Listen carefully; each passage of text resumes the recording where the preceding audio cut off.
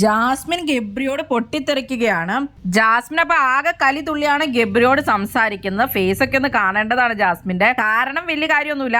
Dining ടേബിളിൽ ജാസ്മിനും ജിൻഡോയും ഗബ്രിയും ഇരുന്ന് കഴിയുമ്പോൾ അവരോട് സംസാരിക്കുന്ന ഇപ്പൊ ഉള്ള ഡെൻ ടീം ആയിരുന്നു എങ്കിൽ നിങ്ങൾക്ക് കോയിൻ ടാസ്കിൽ കുറച്ച് അഡ്വാൻറ്റേജ് കിട്ടിയാനേന്ന്. എന്ന് വെച്ചാൽ ശ്രീതും കൂടെ ഉള്ള ടീമാണല്ലോ ഇപ്പൊ ഉള്ളത്. അതപ്പൊ ഗബ്രി പറയുന്നുണ്ടായിരുന്നു. അപ്പൊ ജിൻഡോ അവിടെ പറയുന്നുണ്ടായിരുന്നു, ഞാൻ ഇവളോട് പറഞ്ഞതാണ് നീ സിക്കല്ലേ, അപ്പൊ സിക്ക് ആയതുകൊണ്ട് നമുക്ക് ക്യാപ്റ്റനായിട്ടുള്ള ശ്രീതുവിനെ ഇപ്പൊ കളിപ്പിച്ചേനെ, അപ്പൊ നീ സിക്കാണെന്നും പറഞ്ഞ് കളിക്കാതിരുന്നാൽ എന്ന് പറഞ്ഞിട്ടുണ്ടായിരുന്നു എന്ന് പറയും ജിൻഡോ. അത് ശരിയാണെന്നുള്ള രീതിയിലാണ് അപ്പൊ ഗബ്രി അവിടെ പറയുന്നത്.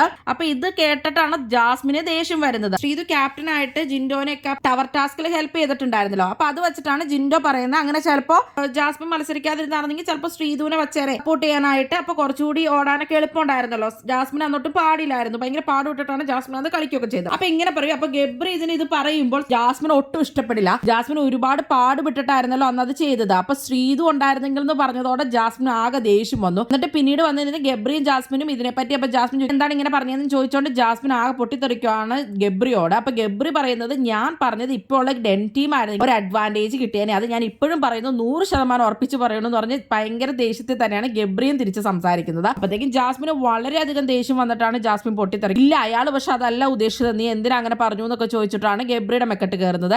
ഗബ്രി അപ്പൊ തിരിച്ചു അതിൽ തന്നെ നിൽക്കുവാണ്. അപ്പോഴാണ് ശ്രീതു വരുന്നത്, എന്താ പറ്റിയെന്ന്. അപ്പൊ ശ്രീതും കേട്ടിട്ടുണ്ടായിരുന്നു. അപ്പൊ ശ്രീതു പറയും, എടി അതാടി ഉദ്ദേശിച്ചെന്ന് പറയും. അപ്പോൾ ഗബ്രി പറയുന്നുണ്ട്, തല കറങ്ങി പട്ടി കിതക്കണ പോലെ കിതച്ചോണ്ടായിരുന്നു ഓടിക്കൊണ്ടിരുന്നതെന്ന്. അപ്പൊ ഗബ്രി പറയും. അത് കേൾക്കുമ്പോൾ ഒട്ടും ഇഷ്ടപ്പെടില്ല ജാസ്മിന്. അപ്പോഴാണ് തലേണ എറിഞ്ഞിട്ട് ജാസ്മിൻ കലി ഉള്ളി പോകുവാണ് ഗബ്രിയുടെ അടുത്തുനിന്ന്. എന്നിട്ട് ഇപ്പൊ നേരത്തെ പോയി തന്നെ ജാസ്മിൻ അവിടെ ബെഡി കിടക്കുന്നുണ്ട്. അപ്പൊ ഇപ്പറേ ഇരുന്നിട്ട് ഇതൊക്കെ കണ്ടുകൊണ്ട് ജിൻഡോയും നമ്മുടെ രതീഷും ഇരുന്നിട്ട് സംസാരിക്കുവാണ്. ആ പറഞ്ഞ സംഭവമാണ് അവിടെ ആളി കത്തറയെന്നൊക്കെ ചോദിക്കുന്നുണ്ട്. അല്ലെങ്കിൽ അവൾ ഇപ്പൊ ഗബ്രിയുടെ ടീമിന് വേണ്ടി കളിച്ചതല്ലേ എന്നൊക്കെ അപ്പൊ രതീഷ് പറയുന്നുണ്ട്.